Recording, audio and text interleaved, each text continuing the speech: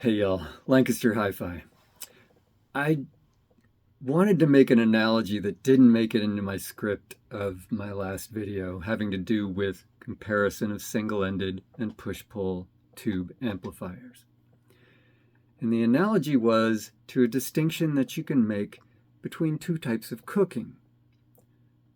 One is ingredients cooking, where you make a simple dish out of the best ingredients you can find. You go and you get the best fresh caught salmon, you get the best fresh mozzarella, you get garden fresh basil, you get heirloom tomatoes out of the garden, you get Parmesan from Italy, and you mix it all together with some homemade pasta, and it's delectable. But it's not an amazing feat of cooking.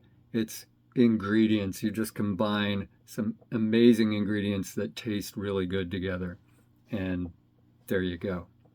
And the other sort of cooking is, geez, what have I got in the friggin' cupboard that I can make something decent out of, that I can dress up and, do some fine manipulation of these ingredients to get an amazing result, even though I'm starting with kind of, run-of-the-mill stuff. I mean, obviously, in that latter model of cooking, the better ingredients are still going to result in a better product, but you can get by with,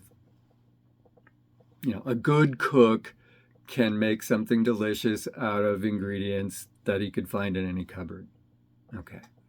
And that is sort of the way I think of the difference between push-pull amplifiers and single-ended triode amplifiers, specifically single-ended triode amplifiers that typically do not use negative feedback. And in order to make that amplifier sound really good, you've got to use the best ingredients. You've got to find the best triodes.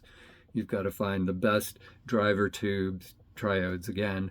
You've got to find the best output transformers, just the right power transformer, all that. And then it'll sound amazing, because you're getting the essence of the triode and its particular sound. So, for example, the Type 45 tube, which is very low power but has incredible linearity. Okay. Versus a push-pull circuit where you're going to use a lot of negative feedback to get it right. Now, it'll be better if you use E88cc drivers and inverters instead of 12AX7s. Nothing wrong with the 12AX7, but it's a relatively high distortion tube compared to the ECC88, or E88cc, which is a special flavor of the 6DJ8 ECC88 family of tubes. Okay. And I think the super specialist flavor of it is the 6922. Okay. Look on Brent Jesse, his site. Look how much he will charge for a 6922. Yeah, these are not cheap tubes because they are so special. So you combine these very special ingredients and you will get an even better push-pull amplifier, but you can still get by with, you can use what ingredients you've got and make a pretty good amplifier. Anyway. I just wanted to get that out there. I was like, oh my God, I forgot to include that in the video. Anyway, hope you enjoyed this little off-the-cuff video, and I will talk to you later.